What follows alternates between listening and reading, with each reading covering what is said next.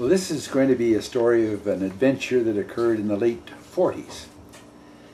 Most people that live in Kaslo, that have lived here for a few years, are aware that the southeast corner of British Columbia was the hotspot of BC in the late or early 1890s, around 1893, and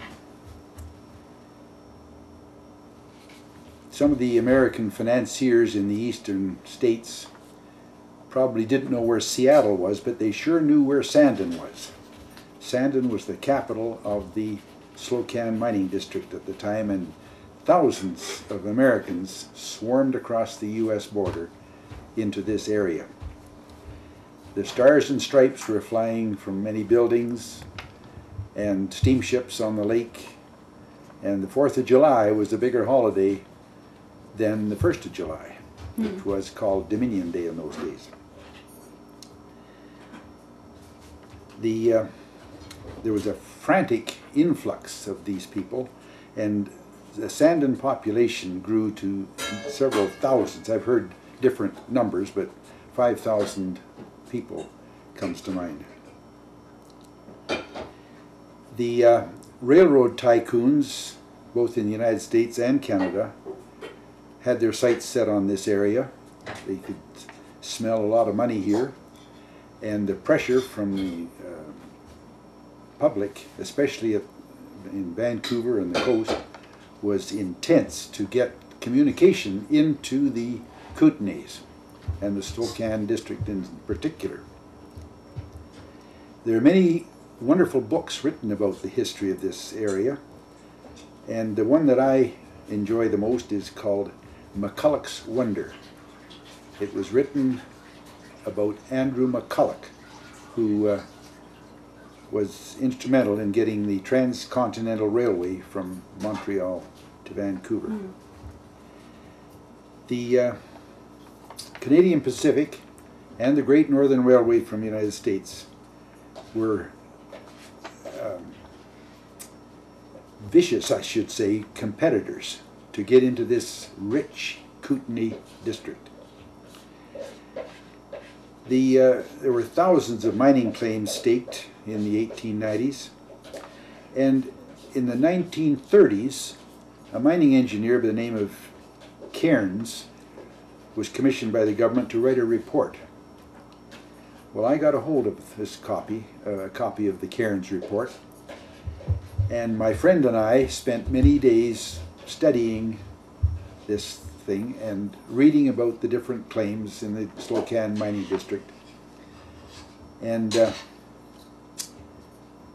getting ourselves all worked up, and we were going to make $1 million going mining. Neither one of us, incidentally, my partner's name was Jim Havercroft. He had a little place out at South Fork, or you can call it Nashton or Zwicky, you take your pick.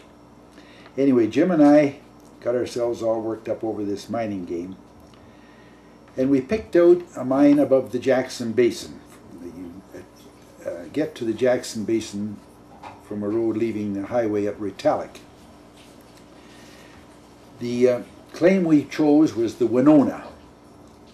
It was about 1.5 miles beyond the Jackson mill site. And I'm guessing it was around 8,000 foot altitude on the south slope of Mount Rico.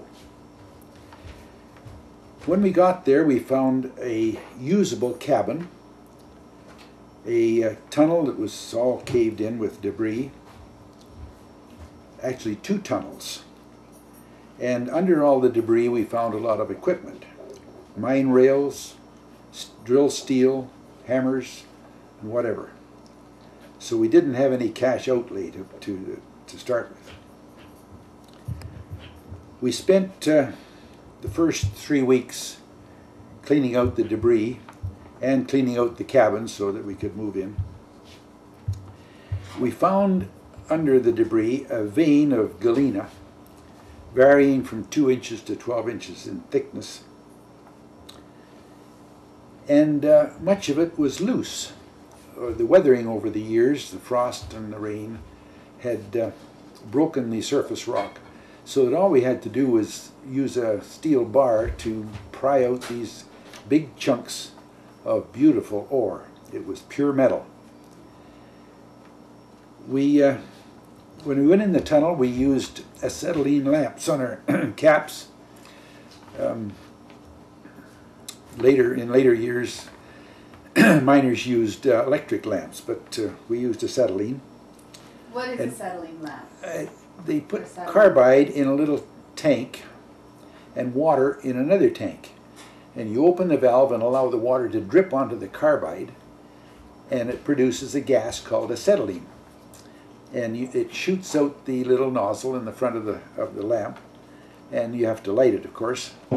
And but it gives a very good light. And when we walked into the tunnel and shone this light on the vein of ore, it was just like walking into Burke's jewelry store. The reflection from the galena ore, it was beautiful. Anyway, we scalped the thing. We picked up all the ore that we could loose. Then we realized that we had to use some explosives to go further.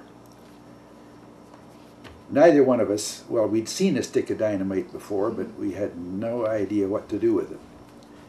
Anyway, we went down to Zinkton. The Lucky Jim mine was still operating in the late 40s in Zinkton. We went to the mine superintendent and asked him for a box of Forsyth, 40% dynamite. He looked at us first and said, are we out of our minds? Because you have to have a license to use explosives. Anyways, I can't remember now what we did. I guess we did a good job of salesmanship because we talked him out of it. We got a box of dynamite, some fuse and caps, and we were in business. Well, we went back up to the mine and we decided we were going to do this the way the old timers had. Low tech. We didn't have any machinery at all, just our bare hands. We knew how to drill. I mean, we'd been told how to drill in the rock. You use a piece of drill steel, which is like a chisel, a flat blade, and a 3-pound hammer. It's called single jacking. Double jacking requires an 8-pound hammer and 2 men, one holding the steel, the drill, and the other swinging the hammer. But single jacking, you do both. You hold the drill steel with one hand and strike it with the other hand. The end of the hammer handle had a leather thong in it to wrap around your wrist. So as you're striking the steel, you're gripping the handle very tightly.